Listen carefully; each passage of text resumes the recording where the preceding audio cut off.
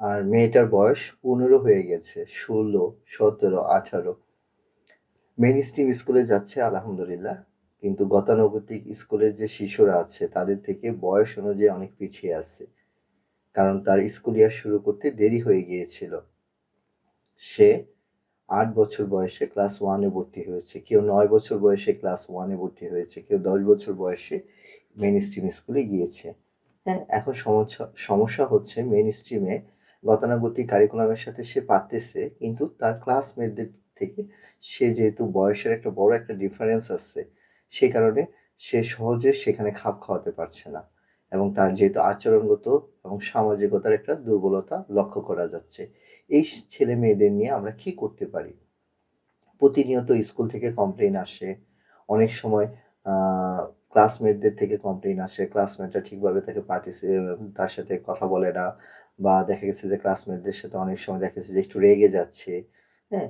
বা তাকে ক্লাসমেটরা বুলি করতেছে, বা সে ক্লাসমেটদের বুলি করতেছে। এই ধরনের অ্যাটাকিং বিহেভিয়ার কিন্তু প্রতিনিয়ত আমরা শুনে থাকি যে ক্লাসমেটদের দ্বারা বুলি হচ্ছে, বা তার দ্বারা ক্লাসমেটরা বুলি হচ্ছে। এই পরিস্থিতিতে একজন বাবা-মা হিসাবে, সচেতন বাবা-মা হিসাবে আমরা কি করতে পারি আসলে? এটিই আজকের বিষয়। একজন অকুপেশনাল থেরাপিস্ট হিসাবে আমি বলব, যখন অ্যাডোলেসেন্ট এজে শিশুটা চলে যাচ্ছে, তার কিন্তু ফিজিওলজিক্যাল অনেক ধরনের চেঞ্জ চলে আসে। তার চিন্তা ভাবনায় এটার প্রভাব পড়ে। হুম? তার দৈনন্দিন জীবনে, তার চিন্তা চেতনায় এই জিনিসগুলোর প্রভাব অনেক পড়ে। হ্যাঁ? যেহেতু তার একটা আ ছেলে হোক বা মেয়ে হোক, মেয়েদের ফিজিক্যাল একটা চেঞ্জ চলে আসছে, ছেলেদেরও ফিজিক্যাল একটা চেঞ্জ চলে আসছে। এই সময়টা কিন্তু তারা এই জিনিসগুলো সহজে অ্যাম বুঝতে পারে না, এবং তারা দেখেছে অনেক সময় খুব মেল্টডাউন হয়ে যায়। হ্যাঁ? এবং খুব হাইপার অ্যাক্টিভ বিহেভিয়ার করে। যেটা সচরাচর নরমালি অন্য বয়সের শিশুরা করে থাকে না, বা আগে সে কখনোই করত না। এখন তার মধ্যে এই ফিজিওলজিক্যাল চেঞ্জ এর কারণে দেখা গেছে যে সে বিভিন্ন ধরনের maladaptive behavior গুলা সে করে থাকে। হ্যাঁ? এই পরিস্থিতিতে সবচেয়ে বড় যে ইম্পোর্টেন্ট যে ব্যাপারটা হলো যে তাকে অকুপেশনাল থেরাপিতে আমরা যেটা বলি, এই ধরনের বাচ্চাদের জন্য খুব ভালো মানের ফিজিক্যাল বেস এক্সারসাইজ গুলা খুব ভালো কাজ করে।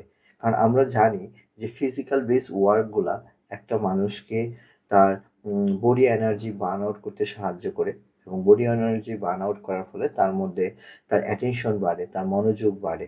হুম?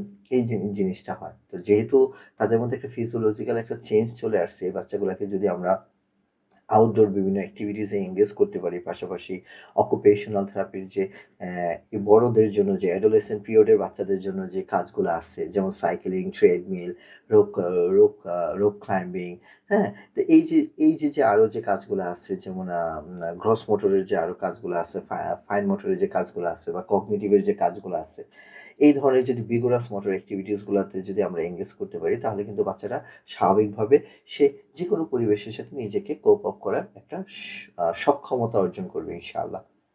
পাশাপাশি একজন অকুপেশনাল থেরাপিস্ট যেহেতু শিশুর ভোকেশনাল বা প্রি ভোকেশনাল কাজগুলা নিয়ে এনালাইসিস করে থাকে, এটা যেহেতু অকুপেশনাল থেরাপিস্টের একটা বড় একটা রোল, এবং আমি ব্যক্তিগতভাবে আমার আ আগের যে জব এরিয়াতে আমি কিন্তু জব প্লেসমেন্ট নিয়ে সবচেয়ে বেশি কাজ করেছি। আমার ১ম জবটাই ছিল আসলে community reintegration and job placement এই ধরনের বাচ্চাদের নিয়ে।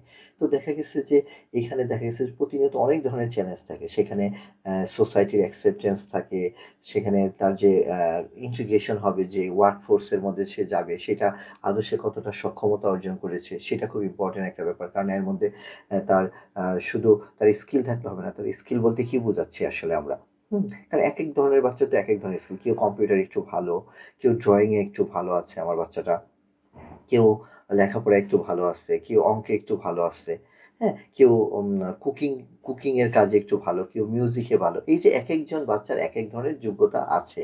তো এই যোগ্যতাগুলা খুঁজে বের করে তাকে সমাজে সঠিকভাবে রিইন্টিগ্রেশন করার জন্য আগে থেকে যদি আমরা প্ল্যানটা না করি, তাহলে কিন্তু হঠাৎ করে বাচ্চাটা যখন অ্যাডোলেসেন্ট থেকে যখন অ্যাডাল্ট পিরিয়ড এ যাবে, আমরা বড় একটা সমস্যার মধ্যে পড়ে যাব।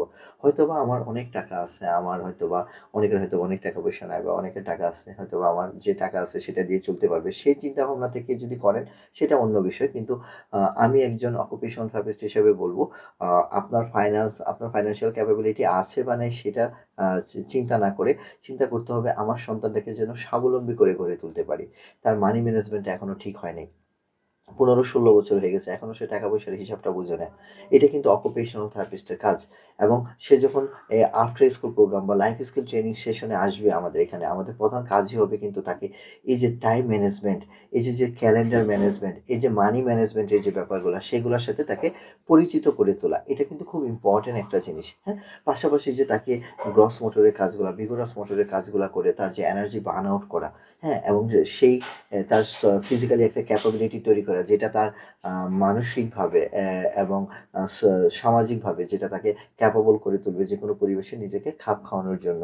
এবং তাকে মেন্টাল সাপোর্টটা দেওয়া। আমাদের এমডিটি যে টিমটা আছে, আমাদের occupational therapist, speech and language therapist এবং বিহেভিয়ারাল থেরাপিস্ট, সাইকোলজিস্ট যেটা, এবং টিচার, হ্যাঁ? এই যে সবাইকে মিলে সমন্বিত যে ট্রিটমেন্টটা আমরা দিচ্ছি এবং অ্যারাবিকের যে কাজটা আমরা করি, এটার মাধ্যমে কিন্তু আমরা চেষ্টা করে থাকি বাচ্চাকে যতটুকু সম্ভব ওকে ওর লাইফ রিলেটেড কাজগুলা, যেমন একটা মুসলিম যদি একটা বাচ্চা হয় তার অবশ্যই তাকে নামাজ পড়াটা শেখাতে হবে। কারণ নামাজের মাধ্যমে সে কিন্তু অনেকটা নিজেকে ম্যানেজ করার যে ক্যাপাবিলিটি সেটা সে অর্জন করবে। হুম? তো এই ধরনের জিনিসগুলা কিন্তু খুব ইম্পোর্টেন্ট জিনিস। যে বাচ্চাটা যেই ধর্মের, তাকে যদি সেই ধর্মীয় জিনিসগুলো শিখানো হয়, সেটা কিন্তু খুব ইম্পোর্টেন্ট একটা জিনিস এই বড় বাচ্চাদের জন্য। পাশাপাশি আউটডোরে আপনারা সাইকেলিং, সুইমিং এবং ড্রাইভিং কিছু বাচ্চার ক্ষেত্রে, এবং সেলফ ডিফেন্স যে টেকনিকটা, হ্যাঁ? সেলফ ডিফেন্স টেকনিকটা আমি বলব প্রত্যেকটা বাচ্চার শিখা উচিত। সেলফ ডিফেন্স টেকনিক, সেটা মার্শাল আর্ট হোক, তায়কোন্ডো হোক, আ এই জিনিসগুলা আপনারা বাচ্চাদের চিন্তা করতে হবে। পাশাপাশি কম্পিউটার টাইপিং বা ড্রইং, এই যে স্কিলগুলা, এই স্কিলগুলা কিন্তু অ অ্যা আ ভ্যালুলেস হয়ে যাবে যদি না আমরা সেগুলাকে যদি রিফাইন করে আরো ভোকেশনাল, প্রি ভোকেশনাল এর মতো করে তৈরি করতে পারি। হ্যাঁ? যে বাচ্চাটা কম্পিউটার জানে, হোয়াই নট, এখন আমরা কেন কম্পিউটারের সাথে তাকে একটু গ্রাফিক্স বা এডিটিং এর কাজগুলা বা আ এআই এর যে ব্যাপারগুলো আছে সেগুলোর সাথে কেন তাকে এখনো পরিচিত করছি না? হ্যাঁ? সে বাচ্চাটা একটু টাকা-পয়সা চেনে, তাহলে কেন এখনই তার সাথে আমি একটা চিলড্রেন অ্যাকাউন্টস ব্যাংকে খুলে দিচ্ছি না। চিলড্রেন অ্যাকাউন্টটা কিন্তু অনেক বাচ্চাদের জন্য অনেক ইম্পোর্টেন্ট একটা ব্যাপার, হ্যাঁ? তার মানি ম্যানেজমেন্টটা তার এখন থেকে করতে হবে। আপনার অঢেল টাকার সম্পদ আছে, কিন্তু আপনি যখন না থাকবেন তখন চিন্তা করতে হবে আপনার শিশুটার এই যে অ্যাডোলেসেন্ট হইছে তার সম্পদটা সে কিভাবে ম্যানেজ করবে? সেটা নিয়ে ভাবতে হবে কিন্তু আপনাকে। তাহলে এখন থেকে যদি এই জিনিসগুলো আমরা না শিখাই, হ্যাঁ, সবকিছুর দায়িত্ব কিন্তু আমরা আ স্কুল বা প্রতিষ্ঠানের উপর ছেড়ে দিব না। আমরা নিজেরা কিন্তু সামনে আগায় আসে আমরা আমাদের বাচ্চাদের চিন্তাভাবনাগুলা কিন্তু আমাদের বাচ্চাদের জন্য আমাদের নিজেদেরই আগে ১ম এ ভাবতে হবে। এই যে ব্যাপারটা, এই ব্যাপারটা নিয়ে একটু চিন্তা করবেন।